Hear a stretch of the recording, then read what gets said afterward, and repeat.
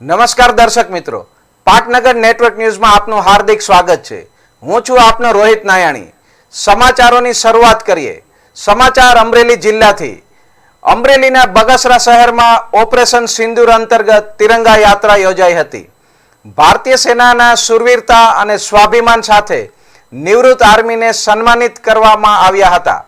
તિરંગા યાત્રાનું તાલુકા ભાજપ કાર્યાલય ખાતેથી ધારાસભ્ય જેવી કાકડિયાએ રેલીનું પ્રસ્થાન કરાવ્યું હતું। શહેરમાં કુકાવાવ નાકે, વિજય ચોક, ગોંડલિયા ચોક, મેઇન બજાર સહિત વિવિધ માર્ગો પર આ તિરંગા યાત્રા નીકળતા ઠેર ઠેર પુષ્પ વર્ષા થઈ હતી। દેશભક્તિના ગીતો સાથે દેશના નિવૃત્ત આર્મી જવાનોનું સન્માન કરવામાં આવ્યું હતું।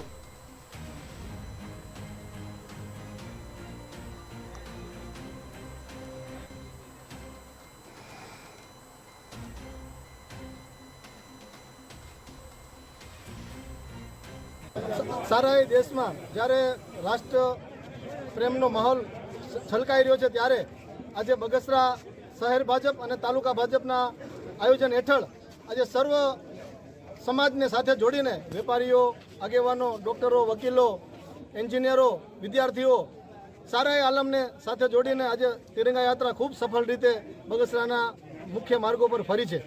છેલ્લે સરદાર સાહેબના સ્ટેચ્યુને નમન કરીને એમને પુષ્પાંજલિ અર્પણ કરી છે।